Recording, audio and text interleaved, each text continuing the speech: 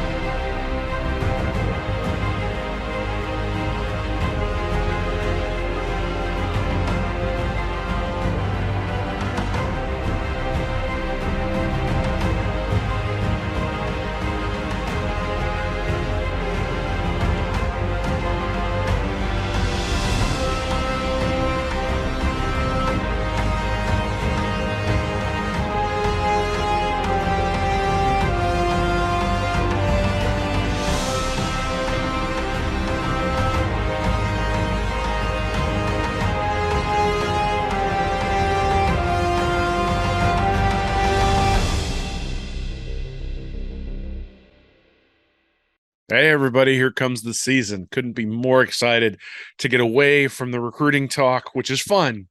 But now we get to the real fun where we talk about what happens on the field. Florida playing Utah, Utah coming to the Swamp this weekend. I'm going down with my 7-year-old son, thrilled to be in the Swamp, thrilled to see what this Florida team can do. And so we've been putting out some content here at Read and Reaction this week. If you haven't seen it, I had an SEC preview up, predicted the final records in both the SEC East and the SEC West. Hint, Florida not finishing fourth in the SEC East like predicted at SEC Media Days. Then yesterday had an article up where Nick Knudsen and I went back and forth about who we think the key players to the season, who the breakout players might be, and certainly maybe some of the surprises that we think might happen during the 2022 season. And now we're going to do Utah versus Florida preview. Let's get to the article. What would you say if I showed you the following offensive statistics from two teams last season against FBS opponents? Team 1 ranked 20th in yards per play, 2nd in yards per rush, and 71st in yards per pass. Team 2 ranked 21st in yards per play, 6th in yards per rush, and 68th in yards per pass. I suspect you'd look at it and say Team 1 should have very similar results as Team 2. Both teams excelled running the ball and were average throwing it. Overall, the teams were virtually identical in every category. Additionally, if you've read any of my analysis, you know that yards per play almost always tracks with points scored. That's the thing about college football. Sometimes there are statistical outliers. And in this case, Team 1 scored 35.8 points per game, while Team 2 only scored 27.4. So let's say that both of these teams had an identically ranked defense, 35th in the country, giving up 23.5 points per game. Using the Pythagorean expectation, which uses point totals to predict winning percentage, we would expect Team 1 to win 1.5 more games in a 12-game schedule than Team 2 just on the offensive differences alone. If we look at the actual defensive performances of Team 1, 23.0 points per game, and Team 2, 24.7 points per game, that difference rises to 1.9 more wins.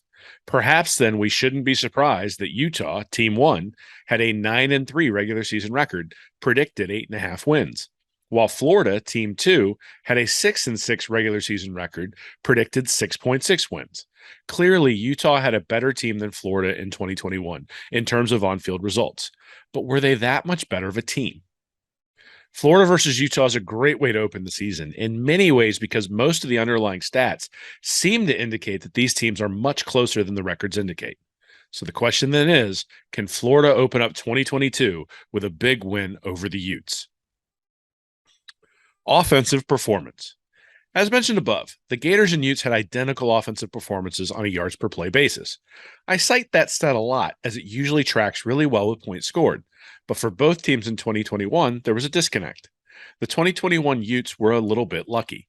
If Utah's points per play rankings had been perfectly in line with its points scored rankings, they would have scored 33.8 points per game rather than the 35.8 they actually scored.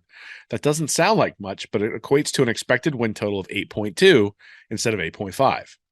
The 2021 Gators provide an even more stark example. Florida's point per play ranking, 21st, was completely disconnected from its actual points scored ranking, 61st. Had Florida scored the 33.8 points we would have expected from the efficiency with which they moved the ball, the Gators' expected win total would have been 7.8. For a team that went 1-4 in one-score games, a second straight 8-4 season would have been the likely result. So, what caused the separation between the two teams? It's clearly due to efficiency when in enemy territory. CollegeFootballData.com has a great stat called points per opportunity. It's a pretty simple stat in that it counts every time a team's offense gets past its opponent's 40-yard line as an opportunity, and then calculates how often points get scored from those possessions. This removes truly explosive plays from the equation, i.e. an 80-yard run, and so gives us an idea of how efficient teams are when they get into scoring range. Against FBS opponents, Florida averaged 5.8 scoring opportunities per game and scored 3.8 points per opportunity. Utah averaged 6.3 opportunities and scored 4.4 points per opportunity. That comes out to an average of 5.5 points more per game for the Utes. We can break that down even further if we want to by field position. Florida was 65th overall, averaging 2.25 points per drive. Utah was 9th, averaging 3.12. But from 80-plus yards to go, Florida was 67th, while Utah was 46th. But then 60 to 80 yards to go, Florida was 57th, Utah was 13th. And then less than 60 yards to go, Florida was 96th, and Utah was 19th. Wow, is that ugly for the Gators? Overall, Utah ranked 9th in the country, averaging 3.12 points per drive. Florida's overall rankings in this particular stat are right in line with its scoring average, which is really what we'd expect. But as the Gators got closer to enemy territory, its scoring output got considerably worse, dropping to 96th in the country when less than 60 yards from the end zone. Essentially, Florida was terrible compared to its competition at converting when they got the ball with good field position. Conversely, Utah was worse when backed up into its own territory, but very good when less than 80 yards out. This suggests a team that wasn't putting together successful long drives, but was great at taking advantage when either its special teams or defense gave it a field position advantage. None of these statistics is perfect, and Utah does have a slight offensive advantage if you look at the advanced metric points added per attempt, PPA. But what all of the numbers suggest is that these teams were way more similar on the offensive side of the ball than the actual scoring numbers would indicate. The quarterbacks. I wrote about this earlier in the offseason, but if you eliminate Samford from Florida's numbers, Emory Jones had a quarterback rating of 140.7 in the red zone. Anthony Richardson's rating was 285.9. I realized that Richardson's reps in the red zone were limited. I also realized that a lot of that damage was inflicted against LSU. But if you're going to include those caveats, then you also need to include that Richardson was plagued by injuries, had to deal with being yanked in and out of the lineup, and that oftentimes his true value didn't even come in the red zone because he was making explosive plays, 14 and 115 touches. What that amounts to is a quarterback with a slightly higher quarterback rating than Jones, 144.1 versus 141.7, who is more dangerous on the ground, 7.9 yards per rush versus 5.3, and is better in the red zone. Beyond that, Richardson averaged 8.1 yards per touch compared to 7.1 for Jones in 2021, meaning that the Gators offense should be better this season with Richardson at the helm, even if he just replicates what he did in 2021. On the other side of the ledger is Utah's Cameron Rising. Rising was a four-star commit from the 2018 class, 247th overall, who went to Texas and then transferred to Utah for the 2020 season. After getting 3 pass attempts in 2020 and starting the season on the bench behind Baylor transfer Charlie Brewer in 2021, Rising got his chance when Brewer was ineffective against BYU and San Diego State, helping lead a comeback that just fell short against the Aztecs.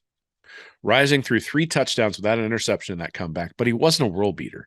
His QB rating in the game was 130.5, and a lot of his value came from his 9.2 yards per rush average over 9 carries. He only had 2 elite-level games, one against USC, QB rating of 205.6, and one against Ohio State, QB rating of 189.0. Other than that, he was solid but not spectacular.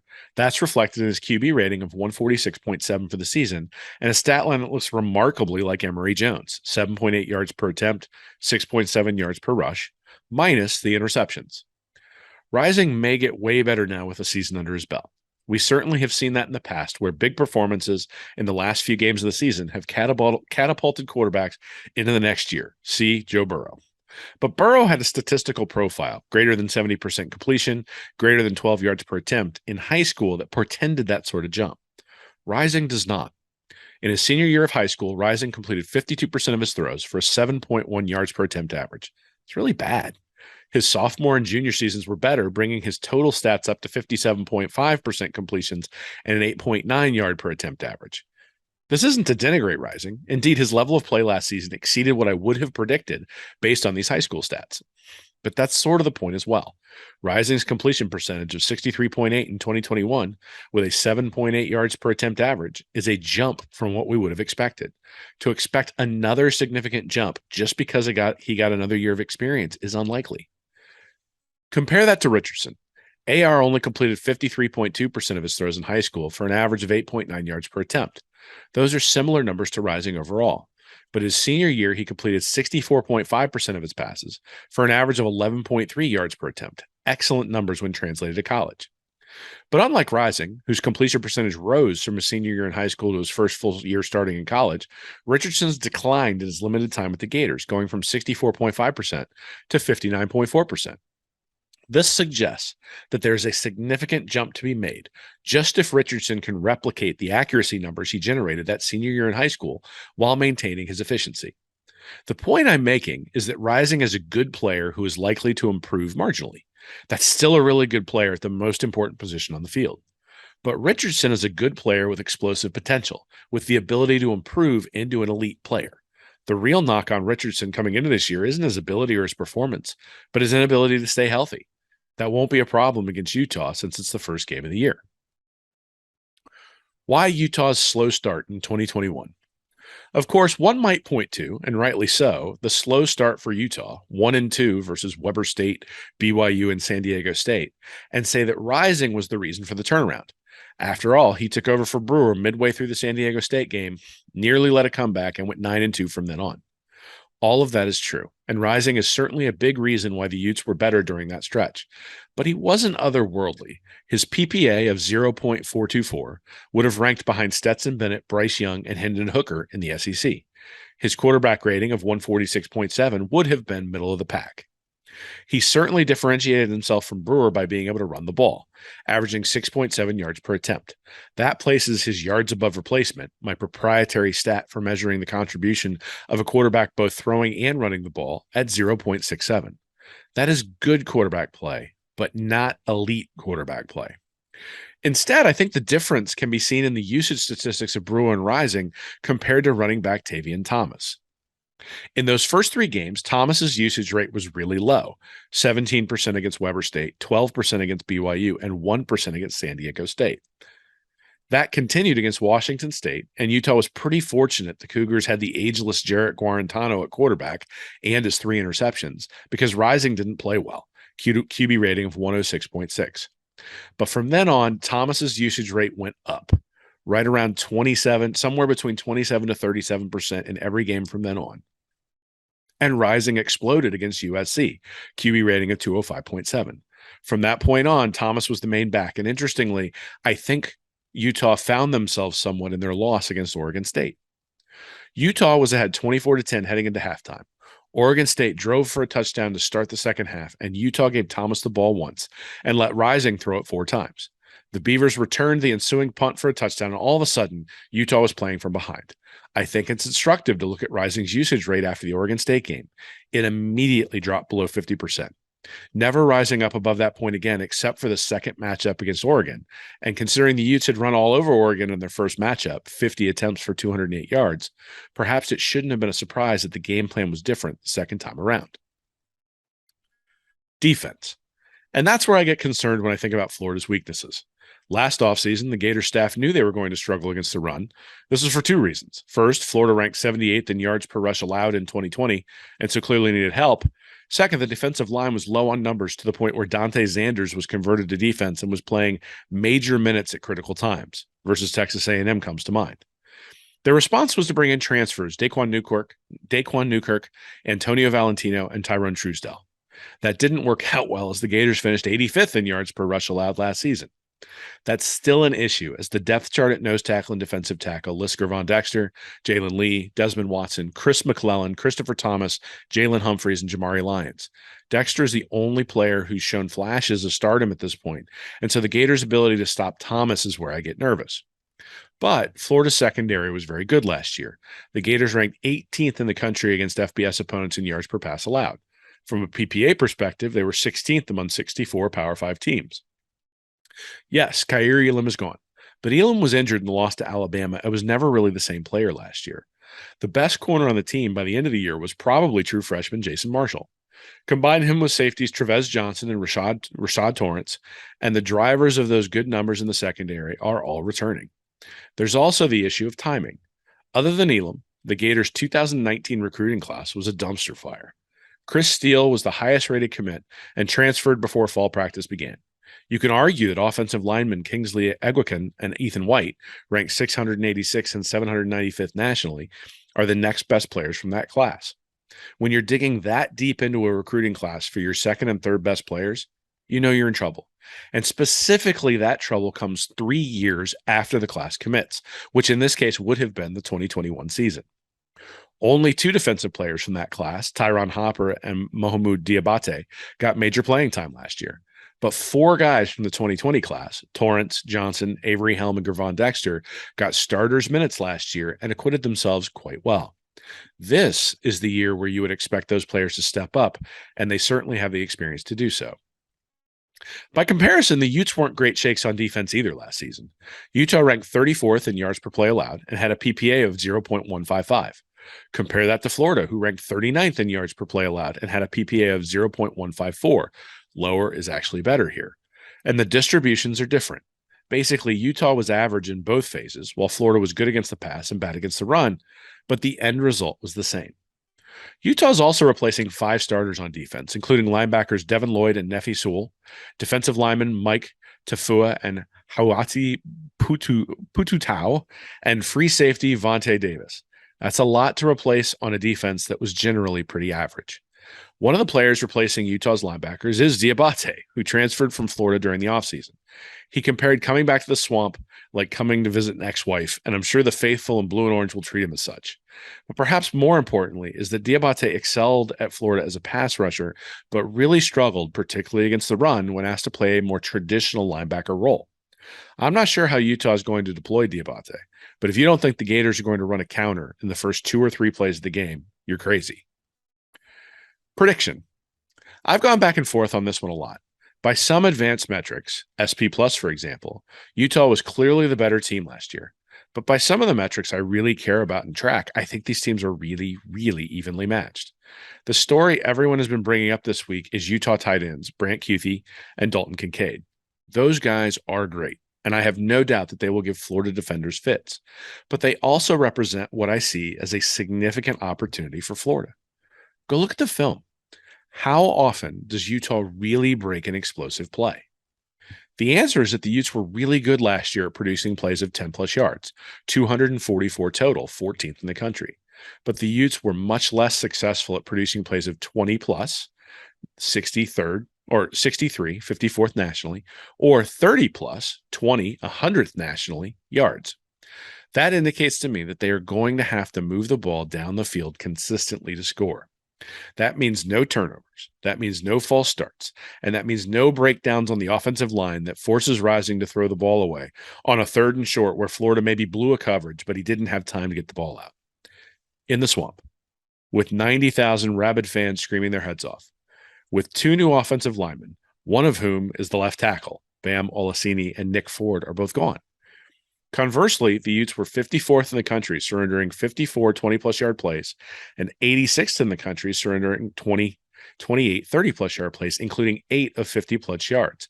That plays right into how Florida is going to have to score points this season. Anthony Richardson is likely going to have times where he's inconsistent, but he also is going to have times when he's special. We saw that with his ridiculous box score against South Florida, 7 touches, 267 yards, 3 touchdowns. But we also saw it with his performance against Georgia, 32 touches, 108 yards, and 3 turnovers. But there are 2 things about Richardson from 2021 that I keep going back to. As I already mentioned, the first is that while Emory Jones averaged 7.1 yards per touch, Richardson averaged 8.1.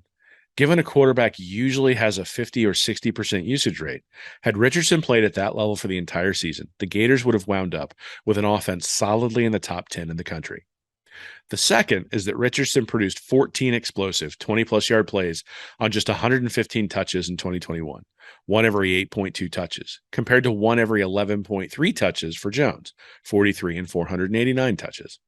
His explosives also averaged 38.4 yards per play compared to 32.9 for Jones. What that says to me is if Richardson gets all of the quarterback touches that Jones got last year, he's going to put up right around 73 explosive plays. That's nearly 6 per game. So you tell me, if Richardson has 6 plays that average 38 yards on Saturday night, does Florida win? That's 228 yards of total offense before you even factor in the easy throws and any production from the running backs. I do think Florida's going to sputter at some point, but I think Utah is going to sputter at times too. The difference is that Richardson is going to be able to bail out the Gators when they sputter, while Rising, for all of the skills that he's shown, has yet to be able to repeatedly hit the daggers that will likely be necessary to win this game. If Utah can get up 10 or 14 points early, they may be able to run away with it. But if Florida can keep it close, the swamp in September has a way of wearing down opponents like a good distance runner. And if there's one thing that we know about Napier, it's that he's going to pound the rock and make sure the Utes are gassed by the time the game ends. Richardson hits a couple of huge plays, and the Gators salt the game away on a drive late when the dam finally breaks and Lorenzo Lingard breaks a huge run for a touchdown to put the Gators up for good. Not Lingard. I just read the depth chart, so this is now going to be Montrell Johnson. Florida plus 2.5 wins, 27-23. Rob and the power of belonging. I found out this week that a good friend of mine, Rob Peters, passed away. Rob had been battling diabetes for a really long time. It was genetic, as he was this spindly little guy who you'd never imagine struggle with something like that.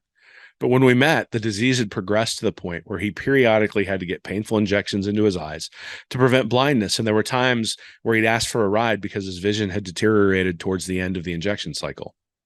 We met through a men's group that I was leading at my church. Rob had a long history with different churches, and as a Canadian, a very distinct feel for what happens when a country goes away from traditional local structures.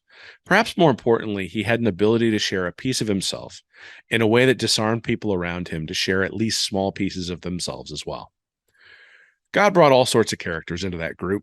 We met, shared, and prayed with men dealing with addictions, jail time, infidelity, divorces, and all the things that men go through but rarely talk about. Tangentially, those men are part of why you're reading this. It was they're the ones who encouraged me to reach out to SEC Country originally for a freelance position that eventually turned into Read and Reaction. But I wasn't around when Rob died. He'd moved a few times since the group disbanded, and while we had met whenever we were in close proximity to one another, we weren't in constant contact. I was driving to meet up with another friend when I found out Rob had passed. When I told him about it, he asked whether I felt guilty about not being in contact with him. It's kind of hard to feel that way, given that Rob is just as responsible for us not being in communication as I am. We served a purpose in each other's lives, but we weren't connected in any way other than a desire to explore our faith with other people. But there is a sadness that the closeness that we shared within that group didn't translate into a permanent closeness. But perhaps that just wasn't the role that Rob was meant to serve in my life. On Friday morning, I'm getting on a plane with my 7-year-old son. When we get off the plane, we're going to have lunch with a friend I met at UF. Then we're headed up to Gainesville for his first Gators game with his grandparents, uncle, aunt, and cousin. He'll meet people at the tailgates who will embrace him as a Gator no matter whether he ends up going there or not. He's going to cheer with 90,000 people whom he's never met, but he knows are on his side. He's going to feel like he belongs. And if there's one thing Rob was always good at, it was making you feel like you belonged. That's the only way you can describe perhaps my favorite memory of the guy. My now 10-year-old son was celebrating his 4th birthday. We had someone scheduled to show up as Batman for his party, but they had to back out late. Rob, for a weird reason that's a different long story, had an authentic Batman suit available to him, and he volunteered to step in for the birthday party. So just imagine a guy who's nearly blind with glasses, wandering around my house filled with 4-year-old kids without glasses because Batman is a superhero and he can't wear glasses, high-fiving all the little kids and surprising my son when he walked in the door. Imagine him straining so hard to find his way around because while everything was really, really blurry, He wanted to make sure he didn't ruin the kids' perception of Batman's special abilities. I'm sad Rob is gone. I'm sad we lost touch over the years, but I'm so blessed that he was in my life and he helped make me feel like I belonged and help my son feel that too. When people pass, it feels like the thing to say is to appreciate the people you have in your life and call them to reconnect. But I'm really not sure that's what Rob would say. I suspect he would say that your job isn't to reconnect with people who meant something to you in the past, but to connect with the people who are in your sphere of influence today. He's going to be okay. I have confidence I'll have an opportunity to see him again at some point along the way, hopefully not too soon. But there are other people out there who need people like Rob Peters in their lives, willing to share authentic pieces of themselves so that the people they're around feel comfortable sharing pieces of themselves as well. Maybe that's the way you interact with someone at a tailgate or a game. Maybe that's how you interact with someone at work. Maybe that's how you interact with someone on the internet. Or maybe you're the one who needs the connection. And that means taking the step of waking up on a Sunday morning and figuring out what your local church has to offer. Churches aren't perfect. They're messy places with politics and deceit and sin, just as bad as anywhere else you're going to find. But they're also places where the vast majority of people are just trying to figure out who they are in this world and are willing to open up, even if just a little bit, to try to find out. And when you find that space, you have an opportunity to feel like you belong. And it's one of the most powerful feelings in the world. Goodbye, Rob. Thanks for being our Batman. Well, thanks for joining me for this. Hopefully my prediction is correct. Obviously, the little thing there with Lingard at the end, I had not seen his the announcement that he was not in the top 3 of the depth chart. So we're going to go in and adjust that for the article before it goes up. And that's going to be Montrell Johnson making that huge run to put the Gators up for good. Florida wins 27-23 based on my look at the game. Obviously, there's some wishful thinking here coming into the Napier era. Utah certainly can win this game. This game's really close. But that's one of the things that makes it fun, right? Is that we are going into this game. This isn't a game where, hey, Florida should win by 50. The expectation should not be that Florida wins by 50. But I think the expectations for Anthony Richardson to come out and really announce that this team is way better this year than it was last year, or at least is going to be able to live up to the promise of last year here in 2022 certainly exists, and I'm expecting to see that. So hopefully everybody has their bets in on Richardson to win the Heisman. After this game on Saturday, you can cash those out if you're somebody who doesn't like risk that much. I don't think he wins the trophy. I think Florida's going to struggle at some point along the way, but I think they get this win against Utah, and I can't wait to be there and see it. So thank you so much for joining me. Thanks for obliging the thing at the end about my friend Rob. I wanted to make sure that I paid tribute to him. And, I appreciate everything that you all do. Please, if you have an opportunity while you're in Gainesville and you're around, stop by the Harmonic Woods tailgate, say hello. And if you see me in the stadium, feel free to stop me and talk to me about the Gators, talk to me about Read and Reaction, talk to me about your life. I'd love to hear what's going on with you as well. So thank you so much. Appreciate the time. Appreciate all the support, and go Gators.